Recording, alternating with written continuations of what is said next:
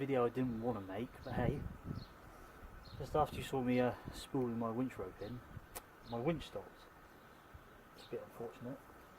And I did some checks, checked all the wiring, it was all fine, the contactor was still clicking, so unfortunately that means the winch motor has decided to die on me, because you clout the winch motor and it'll start going again. So what's going to happen now is I'm going to pull it all to bits. I'll strip it down and we'll clean it up while I'm in there, and we will probably find out, as I'm sure, I doubt it's the gearbox end, it's probably the winch motor, so here goes nothing. So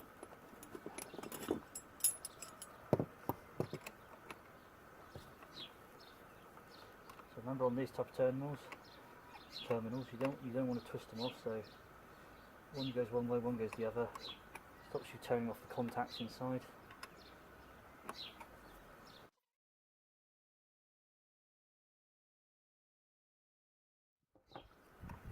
You've got three separate colours.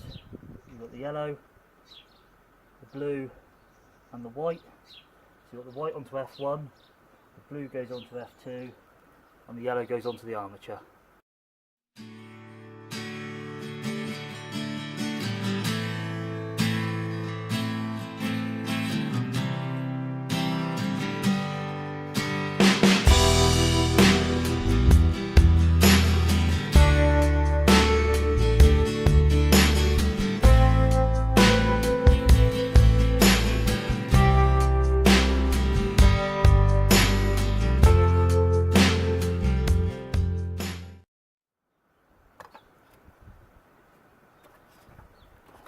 That bottom of the solenoid box, the earth cable, which we'll try not to lose, and down to here. And as you can see, blue on the F2, white on the F1, and yellow is the armature. So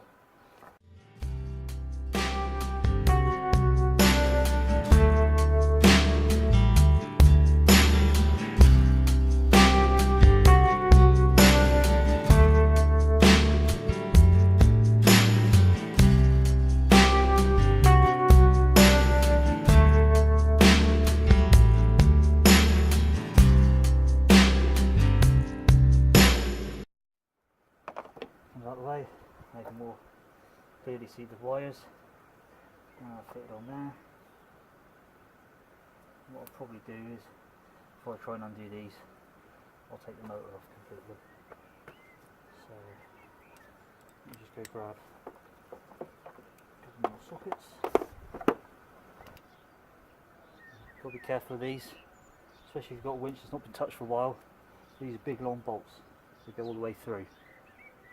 If you're not careful, you've just got to feel them.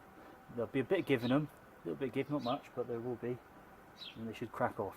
If not, if they feel too stiff, that means they're stuck. And the other way of doing it is you can, because you've undone these, you can pull the winch, you can actually split it to bits, and you'll be able to get some WD-40 or Worth Ultra 40, some penetrate fluid you'll be able to get in there and tap the other ends. But I'm fairly confident that as these go, these are going to undo. First one, they're a fair length, so they go all the way up to the casing. And see, and they just snap off like that. Well, crack off and undo. As you can see, this is the original motor for the winch, so 7 years old ain't too bad, is it really? Right, copper hide hammer.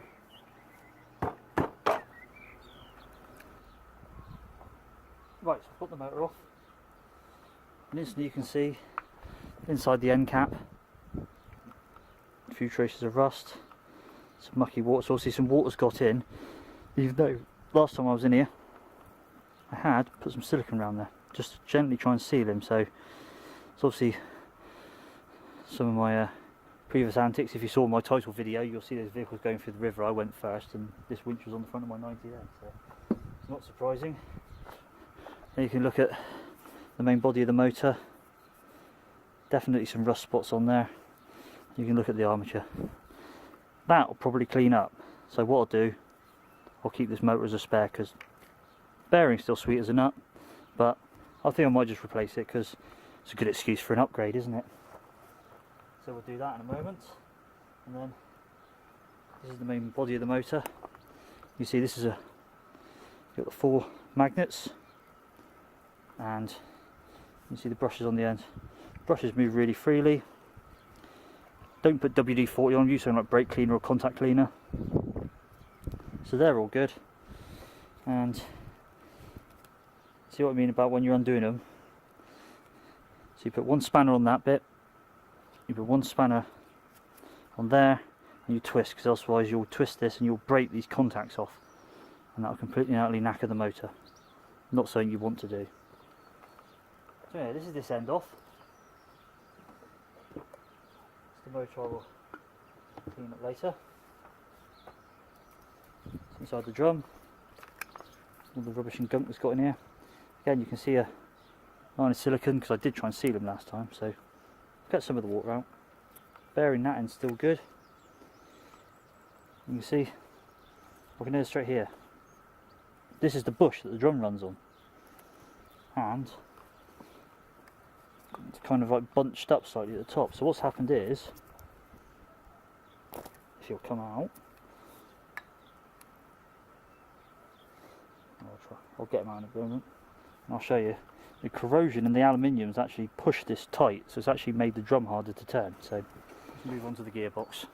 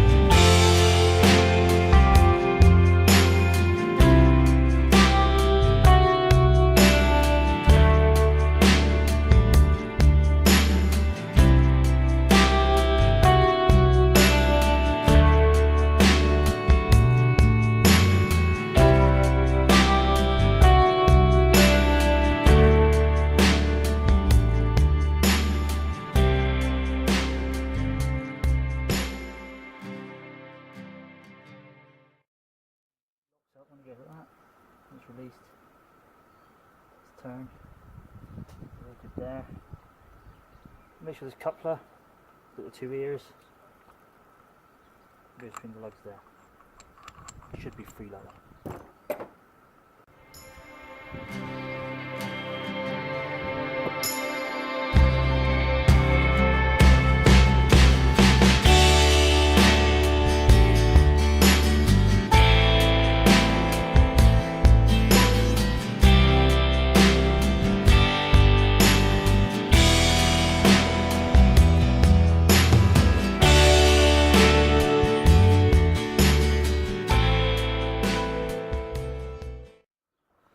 Why is it called planetary gears? Well, what you got, especially when this one sits into that one, that's known as a sun gear. And these are planets. Planets always go around suns, so simple way to remember, there's your sun and planetary. Most winches use this type of gear train. It's not indexed, it's not like the old Superwinch X6. The X6 has got timing marks, and the X9, you've actually got to time the winch up to make it work, otherwise it just eats itself alive. So at least they've made these things slightly simpler. As you can see, sit inside each other, and they'll rotate different speeds like that as the winch works. So brilliant little system. This is all fully greased. You can see you've got it a 3-stage system, because you've got first stage, second stage, third stage, all 3 lots of planetary gears in rotation to each other, so I've got no worries here. I did think if water's got in here I'd have to clean all the gears out, but we're looking good, so I'm going to reassemble this, stick it all back together. Warns, Warn winch, W-A-R-N, got a turning handle which runs an eccentric cone inside, which then lifts this gear in and out to engage the drive and disengage the drive from the main drive shaft from the motor. Superwinch, especially since the EP9, they use a turn and lift handle. It's on, engaged, and then pull and twist, that's free. So as you can see, that's all beautiful in there, so no need to worry about that. You know, it was a bit of a fight, if I'll tell you that.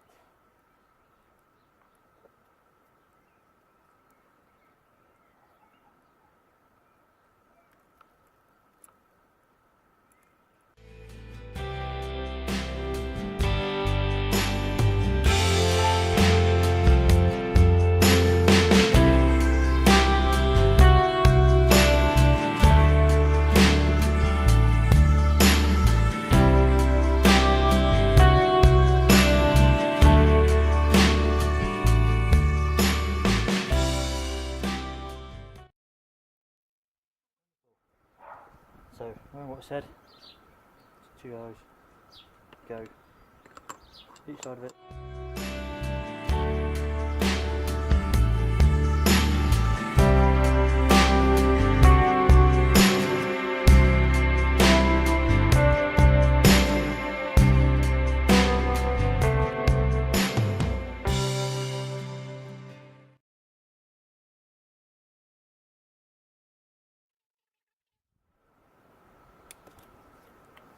Look at them. Right.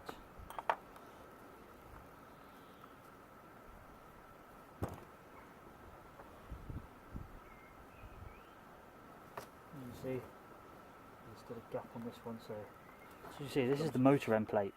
I'm going to do a lot of cleaning up on this, get rid of all that scurf and those things. Managed to get the drum support out. This was really tight on there, and as you can see from the end of the drum, gearbox end's almost like new, but the motor end had a bit of thing, so I'm going to clean this all up, give it a good thing, but the main thing is clean up all this aluminium corrosion, because this has been squeezing on this ring, and that ring has been squeezing on the end of the thing there. That makes your motor slower. See, there's even the ridge there, right in there.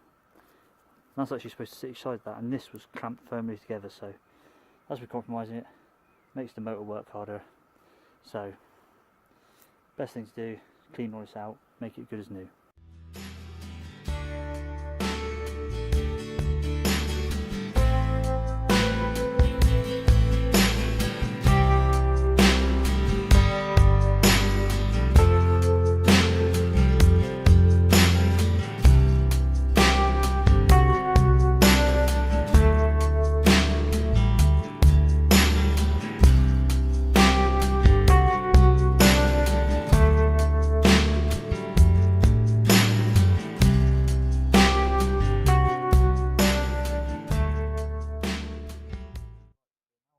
Assembly of the winch.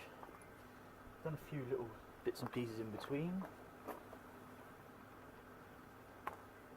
I've painted the drum just to give it a bit of a tidy up, make sure it's all looking neat and tidy. Giving this a coat of paint as well, more of a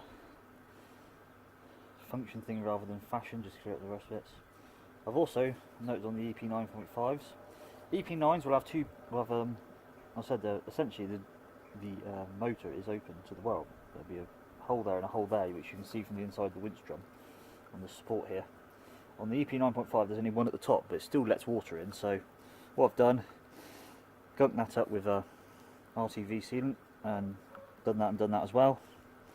It's not the best sealant. It's just, I think the sealant's going off, but there we are. So that's all done. There's also a new bearing for the motor,